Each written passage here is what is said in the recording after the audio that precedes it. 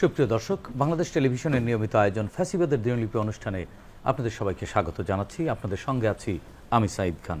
আলোচনার জন্য আমার সঙ্গে আছেন মনিরুল হক রাজন, তিনি পেশায় একজন আইনজীবী, এবং আমার সাথে আরেকজন অতিথি রয়েছেন নাহিদুজ্জামান শিপন, সাধারণ সম্পাদক বাংলাদেশ জাতীয়তাবাদী ছাত্রদল ঢাকা বিশ্ববিদ্যালয়। মনিরুল হক রাজন এবং নাহিদুজ্জামান শিপন, আপনাদের দুজনকেই স্বাগত জানাচ্ছি আজকের আলোচনায়।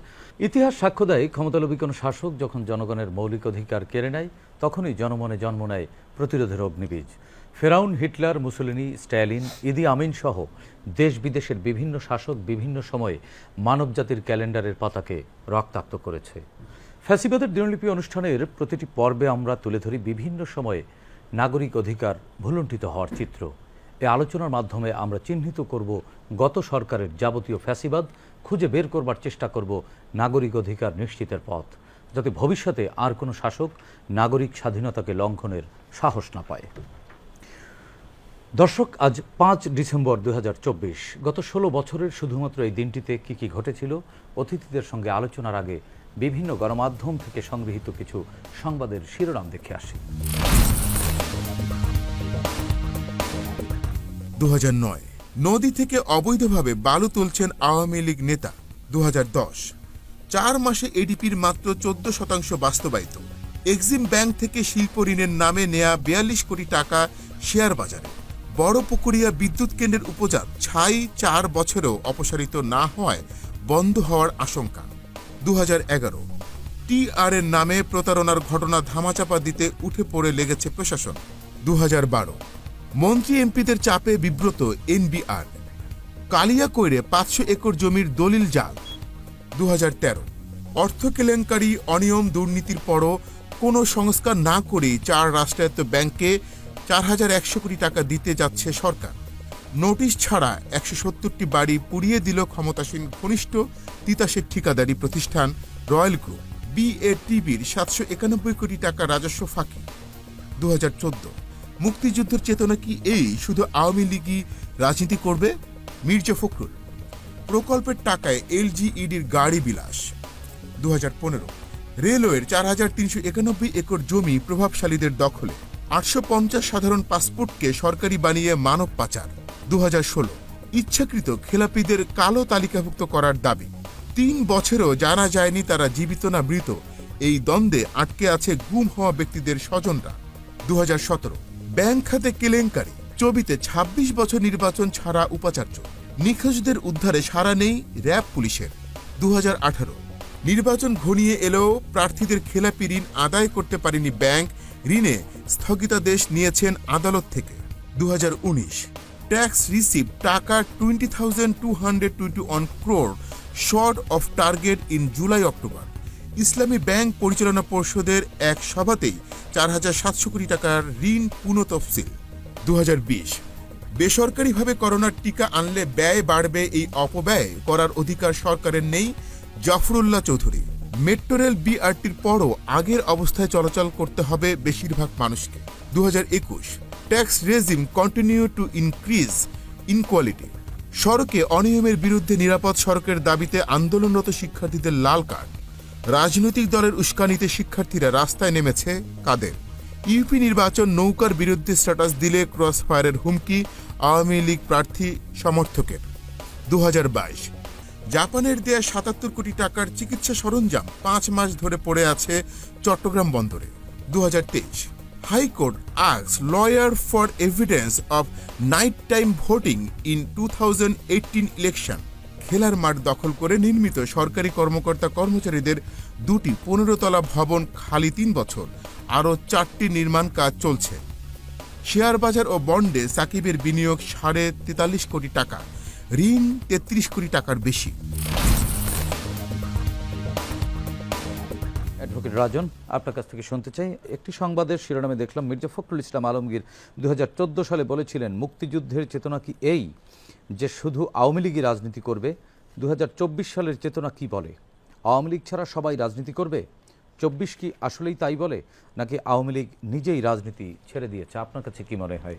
আওয়ামী লীগ বিগত দিনগুলোতে আপনার যে ফেসিবাদের ব্যবস্থা সেই দেশে কায়েম করেছে, যে ফেসিবাদ সিস্টেম যে কায়েম করেছে, ইতালির মুসোলিনি যেটা করেছিল জার্মানির হিটলার যেটা করেছিল একই ধারাবাহিকতায় একই স্টাইলে এই বাংলাদেশ আওয়ামী লীগ গুরু বাংলাদেশের রাজনীতি থেকে পুরো রাজনীতিটাকে বাংলাদেশ থেকে সে নষ্ট করে ফেলেছে। এই দেশের নির্বাচন ব্যবস্থাকে ধ্বংস করেছে, মানুষের বাক স্বাধীনতাকে ধ্বংস করেছে, মানুষের সবচাইতে বড় জিনিস যেটা আমাদের দেশের সেটা হলো ভোটিং সিস্টেম। এই দেশের ভোটিং সিস্টেমটাকে সে পুরোপুরি ধ্বংস করে দিয়ে গেছে। এই দেশে 300 আসনে পার্লামেন্ট ইলেকশন হয়, ঠিক আছে, আপনি ওটু এমপি হয়ে যাবেন, আপনি পার্লামেন্টের চেয়ারে বসবেন, আপনার মেম্বার হওয়ার যোগ্যতা নাই যে দেশে, সেখানে আপনি পার্লামেন্টের চেয়ারে বসে গেছেন। তাইলে আওয়ামী লীগ চেয়েছেটা কি? এখন দেখেন মানুষের কাজের পরিণতি কোথায় গিয়ে দাঁড়ায়। এই আওয়ামী লীগ তার নিজের অধপতন যেভাবে সে ডেকে এনেছে, এবং এই আওয়ামী লীগের নেতা কর্মীরা গুম, খুন এবং গণহত্যার সাথে জড়িত। তো কাজেই তারা কোনোভাবেই এই দেশে রাজনীতি করার কোনো অধিকার রাখে না যদি এই দেশের জনগণ এবং আদালত যদি সেটা ডিসাইড না করে। কাজে আমি মনে করি যে আওয়ামী লীগ রাজনীতি করবে কি করবে না, এবং তারা রাজনৈতিক দল হিসাবে নিজেদেরকে প্রমাণ করতে পারবে কিনা, ইটস ডিপেন্ড অন পাবলিক, এই দেশের জনগণের উপরে সম্পূর্ণভাবে ডিপেন্ড করবে এই দেশের জনগণের উপরে। জি রাজন ভাই, আপনার কাছ থেকে পরে আবারও শুনবো। শিপন, নদী থেকে অবৈধ বালু উত্তোলন, বিদ্যুৎ কেন্দ্রের উপজাত ছাই 4 বছরেও অপসারিত হয়নি। পরিবেশ আইনবিদ সমিতিও বলেছেন ক্ষমতাসীনরা পরিবেশ ধ্বংস করেছেন। যারা নিজেদের ছোট্ট শিশুর ভবিষ্যতের নিঃশ্বাস কেড়ে নেয়, বন্যায় ডুবিয়ে দেয়, তারা কি অশিক্ষিত নাকি শিক্ষিত শয়তান? What's your prediction? শিক্ষা হচ্ছে আমাদেরকে ন্যায় অন্যায় বিবেচনা করতে শেখায় এবং একটি সামাজিকীকরণ শেখায়। সামাজিক জীব হিসেবে আমাদের যে কাঙ্ক্ষিত আচরণ, সে আচরণের পরিবর্তন ঘটায়। এখন নদী থেকে বালু উত্তোলনের ফলে আমাদের সমাজে কোন ধরনের ক্ষতি হচ্ছে দেখেন। নদী থেকে বালু উত্তোলনের ফলে সমাজে আমাদের যে ভূগর্ভস্থ পানি, সে পানি কিন্তু নিচে নেমে আসছে। পরিবেশের মারাত্মক ক্ষতি সাধন হচ্ছে, আমরা নলকূপে খাবার পানি পাচ্ছি না। তাহলে এরকম একটি অবিবেচনাকর এবং এরকম একটি ক্ষতি যারা করছে তারা নিশ্চয়ই শিক্ষিত হতে পারে না। শিক্ষিত কোনো ব্যক্তি তো সমাজের ক্ষতি সাধন করতে পারে না। সুতরাং যারা এই কাজটি করছে আমি মনে করি তারা সমাজের ধ্বংসকারী ছিল। এবং বিগত 1.5 দশক ধরে আমি ফ্যাসিবাদী আমলে এরকম নানা ধরনের কর্মকাণ্ডের মধ্য দিয়ে তারা আমাদের সমাজের এমন একটি ক্ষতি সাধন করে দিয়ে গেছে, যেটি এখন আমাদেরকে পুনরায় আমাদের সেই একটি সুষ্ঠু একটা পরিবেশ নিশ্চিত করতে হলে একটি আমাদের যে বিষয়গুলো এখন সামনে আসছে, যে রাষ্ট্র সংস্কারের যে ব্যাপারগুলো, রাষ্ট্র সংস্কার করতে হবে কেন, কি করেছিল গত 16 বছরে? এই যে এটাই খুব গুরুত্বপূর্ণ ব্যাপার, যে এই যে আমরা বললাম যে একটি জাতিকে শিক্ষিত অশিক্ষিত যে ব্যাপারটা, আসলে বিগত 1.5 দশক ধরে আমাদেরকে অশিক্ষিত বানিয়ে রাখা হয়েছে। যেখানে আমরা ভবিষ্যৎ প্রজন্মকে নিয়ে চিন্তা করি আগামী দিনের একটি সমৃদ্ধশালী জাতি হিসেবে নিজেদেরকে কিভাবে প্রতিষ্ঠিত করব, ঠিক সেই জায়গাটিতে আমাদেরকে পশ্চাৎপদে নিয়ে গিয়েছে বিগত ফ্যাসিবাদী আমলে। সেই জায়গা থেকে যেহেতু আমরা পিছনে চলে গিয়েছি, সামনের দিকে এগিয়ে যাওয়ার কথা ছিল, সুতরাং আমাদেরকে এখন সেই পুনরায় সেই আগের সংস্কারগুলো এখন নতুন করে আবার করতে হবে। যার কারণে আমাদের নতুন করে রাষ্ট্র সংস্কার করে একটি সুন্দর আগামীর যে আমরা যে নতুন বাংলাদেশ বিনির্মাণের স্বপ্ন দেখছি, সেই দিকে আমাদেরকে এগিয়ে যেতে হবে। রাজন ভাই, আপনার নজরে আনি আরেকটি সংবাদের শিরোনাম। সড়কে অনিয়মের বিরুদ্ধে নিরাপদ সড়কের দাবিতে আন্দোলনরত শিক্ষার্থীদের লাল কার্ড। সংকটটা কোথায়? আইনে নাকি বাস্তবায়নে, নাকি রাস্তায় সংকট? আমাদের দেশে প্রতিটা সেক্টরের উপরই আইন আছে। আমি যদি কোনো ক্রিমিনাল অফেন্স করি, তাহলে ফৌজদারি আইনে আমার বিরুদ্ধে মামলা হবে। আমি যদি জমাজমির ক্ষেত্রে কোনো অন্যায় করি, তাহলে সিভিল অ্যাক্টে মামলা হবে। আমি যদি ট্যাক্সেশনের ক্ষেত্রে কোনো ঝামেলা করি, তাহলে বাংলাদেশের ট্যাক্স অ্যাক্ট আছে, সেই অনুযায়ী আমার বিরুদ্ধে বিচার হবে, আইন অনুযায়ী বিচার পরিচালিত হবে। ঠিক তেমনি সড়ক পরিবহনের একটা আইন প্রণীত হয়েছে 2018 সালে, এবং সেখানে 126টির মতো ধারা আছে। সেখানে সিটি কর্পোরেশন থেকে একজন রিক্সাওয়ালা একটা রিক্সার পারমিট পেল, মনে করেন, দেখা যাবে যে এটার এগেনস্টে সে 4-5টি রিক্সা চালাচ্ছে, কিন্তু সঠিক কোনো সুপারভিশন নাই, কোনো তদন্ত নাই, কিচ্ছু নাই। তো এই যে আইন, এই আইন অনুযায়ী যে সড়কের গাড়ি নামছে না, গাড়ি পরিচালিত হচ্ছে না, কন্ট্রাক্টর তার নিজস্ব কোনো রেজিস্ট্রেশন কার্ড নেই, ঠিক আছে, এখন অটো রিক্সা চলে ঢাকা শহরে অলিতে গলিতে, যেটার কোনো রেজিস্ট্রেশন নাই বললেই চলে, এবং সেটা কোনো পারমিশন নাই আপনার। এখন আমাদের কোমলমতি ছেলেমেয়েরা তারা রাস্তায় নেমেছে জীবনের ঝুঁকি নিয়ে, তারা আমাদেরকে আইন শেখাচ্ছে, মনে করেন তারা ট্রাফিকের দায়িত্ব পালন করছে, তারা, আমরা তাদেরকে স্যালুট জানাই। আমার প্রশ্নটি ছিল আইনের দুর্বলতা না বাস্তবায়নের? না, এখানে বাস্তবায়নের দুর্বলতা, বাস্তবায়নের দুর্বলতা আছে, আর হলো রাস্তাঘাটেরও আপনার সেই সংকট আছে, এটা আমাদেরকে মানতে হবে। আইনের দুর্বলতা থাকলেও আমি আইন যেটুকু আছে সেটুকুই তো আমি মানছি না, তো কাজেই যেটুকু আছে এটা যদি আপনি পরিপূর্ণভাবে যদি সেটা আপনি ইমপ্লিমেন্ট করতে পারেন জনজীবনে, বা জনগণ বা আমরা যারা গাড়ির মালিক, রিক্সার মালিক, বাসের মালিক, ট্রাকের মালিক, টেম্পুর মালিক, আমরা যদি সেই আইনটাকে যদি ইমপ্লিমেন্ট করি, পুরোপুরি বাস্তবায়নের দিকে যাই, তাহলেই তো হয়ে গেল, প্রবলেমটা সলভ হইলো। কিন্তু আমরা তো সেটা করছি না। কিন্তু এখানে আরেকটি কথা আছে রাজন ভাই, নিরাপদ সড়ক চাই আন্দোলন নামের যে একটি সংগঠন আছে, সেই সংগঠনটির চিত্রনায়ক ইলিয়াস কাঞ্চন এই সংগঠনটি লিড করছেন, অনেক দিন ধরে তিনি আন্দোলন করছেন। তিনি তো ভিন্ন কথা বলছেন। তার বক্তব্য হচ্ছে যে এই আইনটি আসলে নির্দিষ্ট একটা গোষ্ঠীকে রক্ষা করবার জন্য সুযোগ করে দিয়েছে। এই আওয়ামী দুঃশাসনে যায় মনে করেন, তাহলে পরিবহন সেক্টর, আপনার এই পরিবহন আইন, সড়ক আইন, সব কিছুই হয়েছে আপনার এই আওয়ামী বাকশালীদের, এই ফ্যাসিস্ট সরকারদের তাদের মনোবাসনা পূরণের জন্য, তাদের ইচ্ছা, তাদের গদি, তাদের পকেট ভারী করার জন্য, তাদের ব্যবসা বাণিজ্য যে সেক্টরে নিয়োজিত ছিল সেই সেক্টরে কোনো আইন ছিল না, আইন বলতে কিছুই ছিল না আপনার। কাজেই নিরাপদ সড়ক চাই আন্দোলনের যিনি হোতা, যিনি প্রধান, আমাদের চিত্রনায়ক আপনার ইলিয়াস কাঞ্চন, উনি যেটা বলেছেন আমি ওনার সাথে একমত, অবশ্যই একমত। কারণ এই আইনটাই প্রণীত হয়েছে আপনার 2018 সালে। তো কাজেই 2018-তে কারা ক্ষমতায় ছিল, 2014-তে তারা কারা ক্ষমতায় ছিল, তার আগে কারা ক্ষমতায় ছিল, আপনাকে সেটা দেখতে হবে। তো কাজেই যা হয়েছে এই দেশে বিগত দিনে, এই 15 বছর 7 মাস, 1/11-এর 2 বছর মনে করেন, এই 17 বছর 7 মাস যাবত এই দেশে যা হয়েছে, যা ঘটেছে, সবই এই ফেসিবাদের চক্রান্ত, তাদের দোসররা করেছে। মানে এই সড়ক পরিবহন আইনের সংস্কারের প্রয়োজন আছে। হ্যাঁ, আমি মনে করি জি আইনের কোন জায়গায় সংস্কার করা জরুরি বলে আপনি মনে করেন? আমাদের দেশে এরকম লোক আছে যার 3টে 4টে 5টে গাড়ি আছে, আপনি একটা গাড়ি রাখতে পারেন, সিস্টেম করে দিতে পারেন, একটা আইন করে দিতে পারেন, অথবা তার ফ্যামিলি মেম্বার্স অনুযায়ী আপনি একটা ডিসিশন নিতে পারেন। ঠিক আছে, যারা আইন তৈরি করবেন, আইন প্রণেতা, তারা এরকম সিদ্ধান্ত নিতে পারেন। স্কুল কলেজে, স্কুলের সময় যে স্কুলের সামনে যে যানজটের তৈরি হয় আমাদের দেশে, আপনার নট অনলি ঢাকা শহর, আপনি জেলাতে যান, আপনি থানায় যান, সেখানেও এই পরিস্থিতি। সেখানেও আপনি একটা সিস্টেম করতে পারেন যে আমার স্কুলে কতজন ছাত্রছাত্রী আছে, তার ভিতরে গাড়ি নিয়ে কারা আসে, কতজন আসে, কিভাবে আসেন।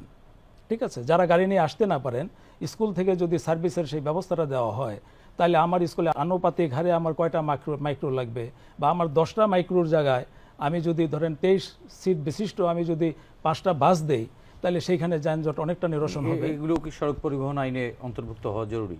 এইগুলো যদি অন্তর্ভুক্ত করা হয় এবং সঠিকভাবে সরকার যদি এই সমস্ত ব্যাপারে সিদ্ধান্ত নেন এবং দৃষ্টি দেন, সড়কের বিশৃঙ্খলা কাটবে বলে আমি মনে করি। রাজন ভাই, আপনার কাছ থেকে শুনবো আবারও। শিপন, আপনার কাছ থেকে একটু শুনে আসি।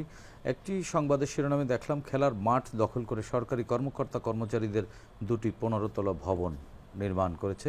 এটি কি তারা বুঝে করছেন না না বুঝে করেছেন এই কাজগুলো? বিগত ফ্যাসিবাদী আমলে যে কাজগুলো হয়েছে তারা আসলে না বুঝে করেছে এটা বলার কোনো উপায় নাই, কারণ তারা আমার কাছে মনে হয় খুব সচেতনভাবে কাজগুলো করেছে। এই কারণেই সচেতনভাবে করেছে। আপনি দেখুন যে আমাদের শিশু কিশোররা হচ্ছে একটি জাতির ভবিষ্যৎ, আর একটি সুস্থ শরীর বা মনের জন্য শুধু শিশু কিশোর না, সব বয়সেরই মানুষের কিন্তু খেলাধুলার সাথে একটা সম্পৃক্ত থাকার প্রয়োজনীয়তা আছে। সেই জায়গা থেকে তারা খেলার মাঠ দখল করে, যেখানে ঢাকা শহরের এত বৃহৎ জনগোষ্ঠীর বসবাস, যেখানে একটা সুষ্ঠু সুন্দর পরিবেশ আমরা এখন নিশ্চিত করতে পারিনি, সেখানে যতগুলো খেলার মাঠ আছে সেই খেলার মাঠগুলোকে দখল করে কাদের জন্য বাড়ি নির্মাণ করা হচ্ছে? সরকারি যারা কর্মকর্তা কর্মচারী, তাদের জন্য অবশ্যই সুযোগ সুবিধার প্রয়োজন আছে।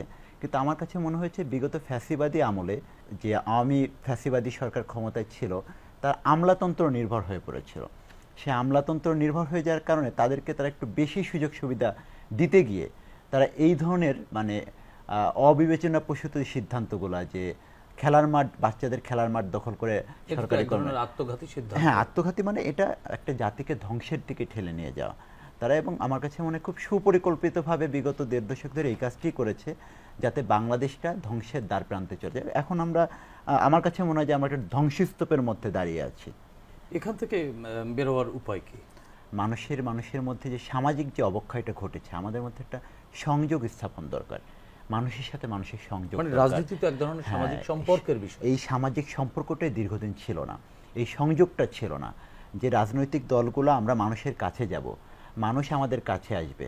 এই যে পারস্পরিক যে সম্পর্কের জায়গাটা, এটা হ্যাঁ, এই বোঝাপড়ার জায়গাটা কিন্তু দীর্ঘ 1.5 দশক তৈরি হয়নি। এটা বোঝাপড়াটাই তো এক ধরনের চুক্তি। হ্যাঁ, এই চুক্তিটা, সামাজিক চুক্তিটা হয় কিন্তু আমাদের বাংলাদেশের ক্ষেত্রে একটা নির্বাচনের মাধ্যমে। আমি ছোটবেলায় যেটা দেখেছি যে বাংলাদেশের যে কোনো উৎসবের থেকে সবথেকে বড় উৎসব হচ্ছে নির্বাচন, যেটার মধ্য দিয়ে সকল মানুষকে এক কাতারে দাঁড় করানো হয়, এবং ওই এক কাতারে দাঁড়িয়ে সবাই আমরা যে সাম্যের কথা বলি, একই অধিকার, এই সাম্যের কথা বলি, সেই সাম্যের জায়গাটা প্রতিষ্ঠিত হয়। সেই জায়গাতে আমার কাছে মনে হয় যে দীর্ঘ 1.5 দশকে বাংলাদেশে ভোটের যে অনুপস্থিতি, সেটার কারণে এই পরিবেশটা তৈরি হয়েছে। আমরা রাজনৈতিক নামে বিরাজনীতিকরণ এবং বিগত সময়গুলোতে একটা জবরদস্তিমূলক রাজনীতির কারণে এখন এই পরিস্থিতির মধ্যে দিয়ে আমরা দাঁড়িয়ে আছি। আমলাতন্ত্রকে খুশি রাখাই ছিল ওই সরকারের একমাত্র লক্ষ্য। আমরা তো যারা রাজনৈতিক কর্মী বা যারা রাজনৈতিক সংগঠন করি, আমাদের ক্ষমতার উৎস হওয়ার কথা জনগণ। সেখানে জনগণের বদলে যখন আমি আমলাতন্ত্রের উপর নির্ভরশীল হয়ে যাব, তখন তাদের সুযোগ সুবিধার কথা আমার আগেই চিন্তা করতে হবে। তো বিগত আওয়ামী ফ্যাসিবাদে আমলে সেটাই হয়েছে, এবং এর ফলাফল যেটা হবার সেটা 5 আগস্টেই আমরা দেখেছি। ঠিক আছে শিপন, আপনার কাছ থেকে আবারও শুনবো। রাজন ভাই, আপনার কাছ থেকে একটু শুনে আরেকটি সংবাদের শিরোনাম দেখলাম, বার্ষিক ব্যাংকিং সম্মেলনে ইচ্ছাকৃত খেলাপিদের কালো তালিকাভুক্ত করার দাবি। আমরা দেখেছি যে অনেকেই ইচ্ছা করে ঋণ খেলাপি হয়ে থাকেন। এটি দৈনিক বণিক বার্তার একটি খবর ছিল।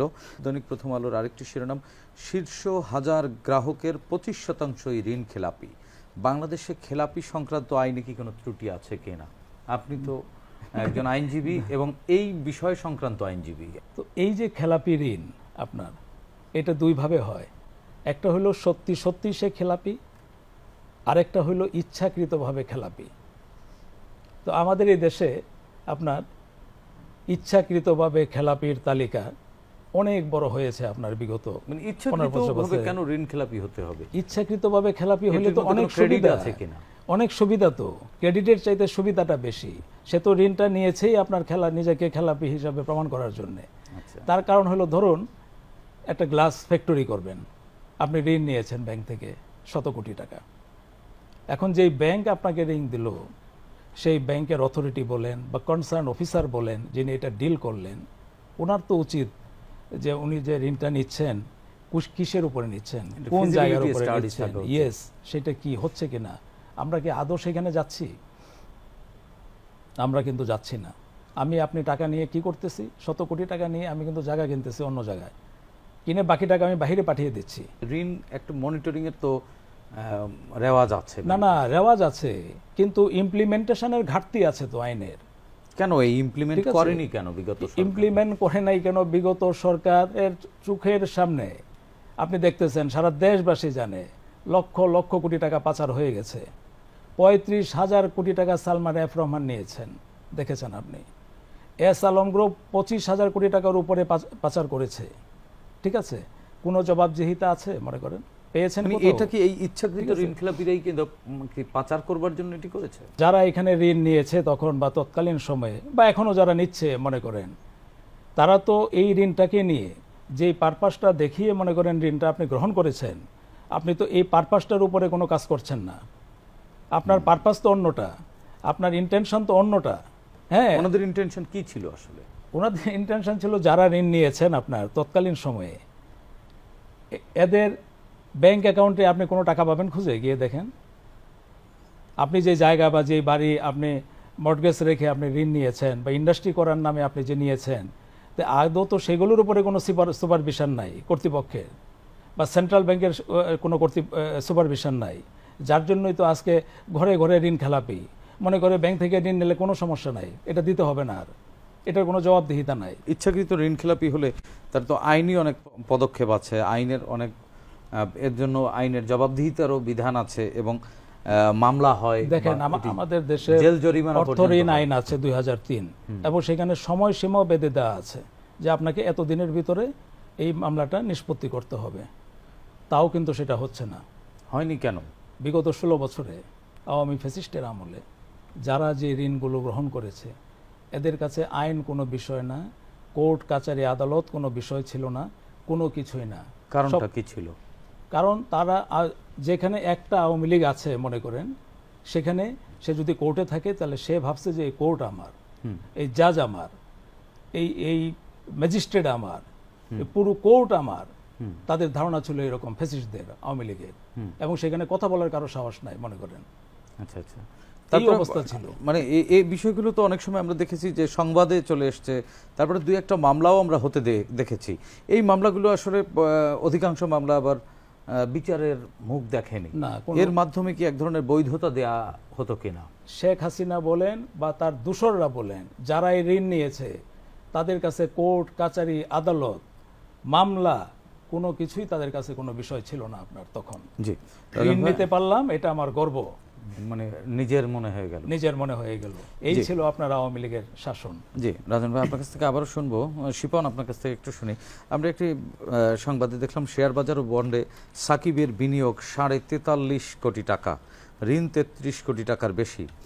এই সাকিব এবং তার ইমেজ তৈরির জন্য এই রাষ্ট্রের কত খরচ হয়েছিল? তার ইমেজ বিক্রি করে ব্যবসা করাটাকে কিভাবে দেখেন? সাকিব একজন বিশ্বসেরা অলরাউন্ডার, তো তার অবস্থান বিতর্কের ঊর্ধ্বেই থাকার কথা ছিল। এটা হয়নি কেন? আমার কাছে যেটা মনে হয়েছে যে ফ্যাসিবাদী আমলে আমাদের কার কি ভূমিকা থাকার কথা ছিল, একজন রাজনৈতিক কর্মী হিসেবে আমার কি ভূমিকা থাকার কথা ছিল, একজন শিক্ষক হিসেবে শিক্ষকের কি ভূমিকা থাকার কথা ছিল, একজন খেলোয়াড়ের কি ভূমিকা থাকার কথা ছিল, সেই ভূমিকাগুলো আসলে ঠিকঠাক পালন করার যে প্রক্রিয়াটা, সেই প্রক্রিয়াটাই আওয়ামী লীগ বিগত দিনে তাদের এই ফ্যাসিবাদী সিস্টেমের মধ্যে দিয়ে নষ্ট করে দিয়েছে। যার কারণে যে সাকিবের মতো একজন খেলোয়াড় সে দুর্নীতিতে জড়িয়ে গিয়েছে, বিনা ভোটে এমপি হয়ে গিয়েছে। এখন দেখেন আমাদের দেশের খেলোয়াড়দের কিন্তু আমাদের তরুণ তরুণী বা কিশোর কিশোরীরা কিন্তু প্রচন্ড রকম কিন্তু তাদেরকে অনুকরণ করে, তাদেরকে ঘিরে এক ধরনের আবেগ তৈরি হয় এবং তাদেরকে স্বপ্ন দেখে, কিন্তু অনেকের স্বপ্ন থাকে আমি একজন সাকিব হয়ে উঠবো, একজন তামিম হয়ে উঠবো। কিন্তু দুঃখজনক হলো সত্য যে এখন সাকিবের যে জায়গাটি আমরা এমনভাবে প্রশ্নবিদ্ধ হয়েছে, শুধুমাত্র এই ফ্যাসিবাদী সিস্টেমের কারণেই এই প্রশ্নটি এখন চলে এসেছে। কোনো বাবা চায় না তার সন্তান সাকিব এখন আর সাকিব হয়ে উঠুক। এটা আমাদের জন্য দুর্ভাগ্যজনক যে আমরা সেই বিগত ফ্যাসিবাদী আমল, সেই পরিবেশটা নিশ্চিত করতে পারি না। খেলোয়াড় সাকিবের কোনো ভূমিকা নেই, কোনো দোষ নেই, কোনো দায় নেই? না, অবশ্যই দায় আছে। ব্যক্তি তার দায় কখনো এড়িয়ে যেতে পারে না, সাকিব তার দায় কখনো এড়িয়ে যেতে পারবে না। আমরা যতই আমরা নষ্ট একটি সমাজ কাঠামোকে প্রশ্নবিদ্ধ করতে পারি, কিন্তু সেখানে এই কাঠামোটা নষ্ট করেছে কে? ব্যক্তি নষ্ট করেছে। সাকিব যদি চাইতো যে আমি আমার অবস্থানে ভালো থাকবো বা ঠিক থাকবো, তাহলে অবশ্যই আরো অনেকেই নষ্ট হয়নি, তাহলে কিন্তু সে তার জায়গায় ঠিক অবস্থানে থাকতে পারতো এবং সে আজকে বাংলাদেশের তরুণ তরুণীদের কাছে অনুকরণীয় থাকতে পারত। শিপন, আপনার কাছ থেকে শুনবো। রাজন ভাই, একটি সংবাদের শিরোনামে দেখলাম 3 বছরেও জানা যায়নি তারা জীবিত না মৃত। এই দ্বন্দ্বে আটকে আছে গুম হওয়া ব্যক্তিদের স্বজনরা। অন্তর্ধানে যাওয়া এই মানুষদের সম্পত্তি এবং অন্যান্য বিষয়ে আইনের বিধান কি ধরনের হবে? আসলে আওয়ামী লীগ আমলে 1,500-এর বেশি মানুষ গুম হয়েছে।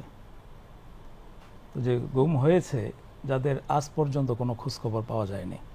দেখুন, আমাদের দেশে 1872 সালে একটি সাক্ষ্য আইন আছে এবং সেখানে সুস্পষ্ট উল্লেখ আছে, বিধান আছে যে 30 বছর যাবৎ যদি জীবিত অবস্থায় কেউ থাকেন, তাহলে হুট করে মারা গেছেন এটা বলা যাবে না। এটা হলো সাক্ষ্য আইনে আছে। আর 7 বছর যাবৎ যদি কারো খোঁজ পাওয়া না যায়, তাহলে তাকে মৃত বলা যাবে, মৃত বলে ঘোষণা দেওয়া যাবে। আদালত ডিক্লেয়ার দিতে পারে, ডিক্লেয়ার দিয়ে তার সম্পদ ভাগ বাটোয়ারার বিষয়ে আদালত সিদ্ধান্ত দিতে পারে সেই অনুযায়ী। জুলাই বিপ্লবের মধ্য দিয়ে ছাত্র জনতার রক্তের উপর থেকে নতুন একটি সরকার প্রতিষ্ঠিত হলো। এই সরকারের কাছে আপনার প্রত্যাশা এবং পরামর্শ আছে কোনো? অভ্যুত্থানে যারা শহীদ হয়েছেন, যে কারণে শাহাদত বরণ করেছেন, তারা এই দেশের জন্য একটা গণতন্ত্র দেখতে চায়, এই দেশে বৈষম্যমুক্ত একটি সমাজ চায়, এই দেশে আমার ভোট আমি দিতে চাই, যাকে খুশি তাকে দেব, এই যে একটা অধিকার, ভোটের অধিকার, এই সরকার খুব দ্রুতই একটা ব্যবস্থা করবেন আমাদের জন্য এটা এই সরকারের কাছে জি, আমার প্রত্যাশা। ধন্যবাদ রাজন ভাই। শিপন, আপনার প্রত্যাশা কি এই সরকারের কাছে বা পরামর্শ কি? আপনার কোনো দাবি আছে কিনা? আমাদের মধ্যে যে বিভেদটা রয়েছে, জনগণের সাথে মানুষের মধ্যে মানুষের যে বিভেদ, দ্বন্দ্ব, এই দ্বন্দ্ব নিরসনের জন্য, এই বিভেদ দূর করার জন্য যে সামাজিক চুক্তিটা প্রয়োজন, সেই চুক্তির থেকে আমাদের অতি দ্রুত এগিয়ে যাওয়া উচিত আমার কাছে মনে হয়।